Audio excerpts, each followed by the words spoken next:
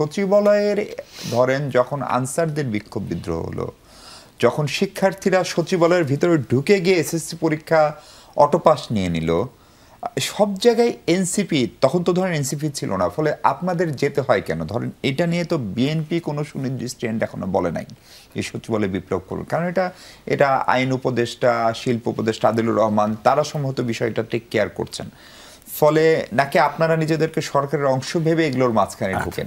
প্রথম বিষয় হলো যে ভাই যেটা বলছেন আর কি, যে আমলাতন্ত্র এরকমই, আমরা রিয়েলিটি বুঝি না। এখন রিয়েলিটি তো হলো এস্টাবলিশমেন্ট ধরে রাখা, শত বছরের এস্টাবলিশমেন্ট, জীর্ণোদ্ধরের এস্টাবলিশমেন্ট, সে এস্টাবলিশমেন্ট আপনি ধরে বসে থাকেন তাহলে সব শান্তি, কিন্তু আপনি এস্টাবলিশমেন্টকে কখনো প্রো পিপল করবেন না, আপনি কোনোদিন প্রো পিপল করার চেষ্টা করবেন না। আপনার সচিবালয়ে কোনো সচিব থেকে শুরু করে বা যে কেউ, তাকে জবাবদিহিতার আন্ডারে আনা যাবে না, সে জবাবদিহিতার ঊর্ধ্বে, সে বাংলাদেশে একজন সংসদ সদস্যেরও ঊর্ধ্বে, একজন সংসদ সদস্যেরও জেল হবে, তার হবে না। আমার এলাকার মানে আমার বাড়ি সুনামগঞ্জের কোনো এক উপজেলার ইউএনও, তিনি হইলেন টেন্ডার করার কথা হইলো আপনার ঘাটগুলা, সেগুলো না কইরা তিনি নিজের মতো মানুষকে বিলি বন্টন করে দিয়ে দিতেছেন। এইটা নিয়ে পত্রিকায় নিউজ হয়েছে। নিউজ হওয়ার পরে আমি তার সাথে একবার দেখা করে কথা বলতে গেছি যে আপনার নামে এরকম নিউজ হয়েছে, আপনি এইসব দুর্নীতির সাথে তো যুক্ত হইতেছেন, নাহলে তো আপনার নামে নিউজ হইতো না। তিনি আমারে বলতেছেন আপনি আমার কি করবেন, সর্বোচ্চ এটা বদলি করে দিবেন। সে জানে যে তার কিছু হবে না, কারণ আপনি এটা ধরে বসে থাকবেন, তাহলে এই দেশের কাছ থেকে আপনি এত কিছু চায়া কি করবেন? খুব সিম্পল হিসাব না? আমি আমলাতন্ত্র খুব শক্তিশালী, রিয়েলিটি এত শক্তিশালী যে আমার এই পুরো স্টাবলিশমেন্ট বাঁচাইতে হবে। এই স্টাবলিশমেন্ট ধৈরা যারা আছে তাদের প্রত্যেককে রক্ষা করতে হবে। এই হইলো এখন আমাদের দায়িত্ব। এইটা হইলে সবকিছু ঠান্ডা, সবকিছু ঠিক, মানে পাওয়ারকে আপনি পাওয়ার হিসেবেই রেখে দিবেন। মানে এটাকে আপনারা তাইলে আপনাদের যে রাষ্ট্র সংস্কার তার অংশ হিসেবে সরকার এই কাজ করছে? এটা রাষ্ট্র সংস্কারের একটি অংশ। যে আমরা মনে করি সরকার এই অধ্যাদেশ আনার মাধ্যমে সচিবালয় থেকে শুরু করে সরকারি কোনো অফিসে মানুষ তো নাগরিক সেবা পায় না, এটা তো সত্য। আমি যে নিজে বলতে পারি, আমার নিজের সাক্ষী দিয়ে আমি বলতে পারি, আমার বাবা মারা গেছেন, আমার বাবা মারা যাওয়ার পরে 2020 সালে মারা গেছেন, আমি একটা ডেথ সার্টিফিকেট করতে গেছি। এই ডেথ সার্টিফিকেট করার জন্য আমার যে পরিমাণ ঘুরতে হয়েছে সরকারি অফিসগুলোতে, আমার 3 থেকে 3.5 মাস লাগছে একটা ডেথ সার্টিফিকেট বাই করতে। তো আমি কিছু প্রশ্ন করতে পারবো না, কারণ এটা রিয়েলিটি, দে আর পাওয়ারফুল। তা আমরা তো কোনো কোশ্চেন করবো না। কিন্তু অনেক আপনি কি করছেন এর চেয়ে বড় জিনিস হচ্ছে কখন করছেন। ধরেন রাষ্ট্রে এখন আমরা যে জায়গায় রয়েছি, সেনা প্রধান এক ধরনের বক্তব্য দিচ্ছেন, প্রধান উপদেষ্টা বা সরকারের একটা অবস্থান, প্রধান উপদেষ্টা অভিমান করে পদত্যাগ করছেন, তার গিয়ে এবং সেই পদত্যাগের বার্তা আপনারা নিয়ে যাচ্ছেন, সেই সময়ে প্রশাসনে এরকম কোনো কিছু করা খুব অপরিহার্য ছিল কিনা? আচ্ছা, এইটা প্রথমত বিষয় হলো সরকারের সিদ্ধান্ত, যে সরকার কি সিদ্ধান্ত নিবে, কি কাজ করবে, কোন অধ্যাদেশ আনবে না আনবে, সেটার সাথে আমাদের যোগাযোগ নেই। আমরা বলতে চাই যে সরকার একটা সিদ্ধান্ত নিলে সেটার সপক্ষে আমরা সপক্ষে তো সবসময় থাকছি না।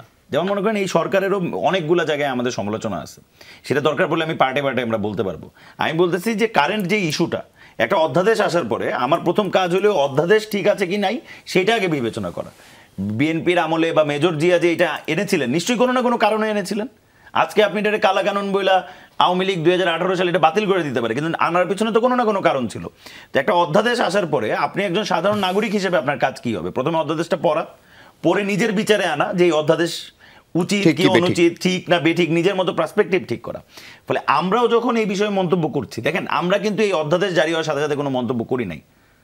আমাদের কখন মন্তব্য আমরা করেছি, তাও কখন, যখন হাসান আবদুল্লাহ চট্টগ্রাম সফরে আছেন, আমাদের পথসভা হচ্ছে বিভিন্ন জায়গায়, আপনারা জানেন, সেই জায়গায় যখন সাংবাদিক প্রশ্ন করছেন যে এইভাবে সচিবালয়ে আন্দোলন চলছে, সচিবালয়ের তো মানে এই যে সংস্কারের পক্ষে না, তখন আপনার বক্তব্য কি? তিনি সেটার পরিপ্রেক্ষিতে একটা বক্তব্য দিয়েছেন। এখন আপনি আমলাতন্ত্রের যে আপনি প্রথমে যে আলোচনাটা করতে হবে সেটা হলো, আপনারা বারবার বলতেছেন পরিবেশ ঠিক আছে কিনা, সময় ঠিক আছে কিনা। আপনাকে তো আগে আলাপ করতে হবে অধ্যাদেশটা ঠিক আছে কিনা, আইনটা যেটা হচ্ছে সেই আইনটা স্বৈরাচারী না এই আইনটা গণতান্ত্রিক। যদি আইনের মধ্যে কোনো সমস্যা থাকে সেই আইন সুপারিশের জন্য বলতে, মানে পরিবর্তনের জন্য বলতে হবে যে এই আইনের এখানে সংশোধন করতে হবে, এখানে বিয়োজন করতে হবে, এই জায়গায় অন্য কিছু করতে হবে। কিন্তু পার্লামেন্ট ছাড়া কি গণতান্ত্রিক ভাবে আইন প্রণয়ন করা যায়? নিশ্চয়ই এই মোমেন্টে এটা কঠিন। আমি এই ব্যাপারে আপনার সাথে আমি সম্পূর্ণ একমত, আমি এই ব্যাপারে কোনো দ্বিমত জানাচ্ছি না আপনাকে। কিন্তু আমরা একটি বিশেষ সময় এসে পড়েছি, মানে এটা প্রথমত সিদ্ধান্ত নেওয়ার বিষয় যে বাংলাদেশ গত 17-18 বছর তো অফিসিয়ালি বাংলাদেশে কোনো ভোট হয়নি। কিন্তু আপনি যদি লক্ষ্য করেন আমাদের মহান মুক্তিযুদ্ধের পর থেকে এখন পর্যন্ত আমরা একটা সঠিক সুস্থ পাওয়ার ট্রানজ্যাকশন সিস্টেম তৈরি করতে পারি নাই। আমরা অনেক ইতিহাস জানি না, আমরা ছোট, কিন্তু আমরা এটা তো জানি বাংলাদেশে কোনোদিন গণতান্ত্রিক উপায়ে ক্ষমতা পরিবর্তন হয় নাই। একবার হয়েছে, একবার হয়েছিল মনে হয় 2001 সালে। এর বাইরে বাকি পুরোটা সময় আন্দোলনের পর আন্দোলন করতে হয়েছে। সরকার বসছে মানে 91-ও দেখেন আপনি, 96 দেখেন, প্রত্যেকটা বার। তো যারা এত কিছু জানে, যারা ইতিহাস এত কিছু জানে, তারা বাংলাদেশে একটা গণতান্ত্রিক দেশ হইতে পারে নাই, বাংলাদেশে কোনো প্রকার প্রো পিপল মুভ হইতে পারে নাই, গভর্নমেন্ট, এগুলো সবকিছু তো ওকে, বিকজ রিয়েলিটিতে শক্তিশালী তারা।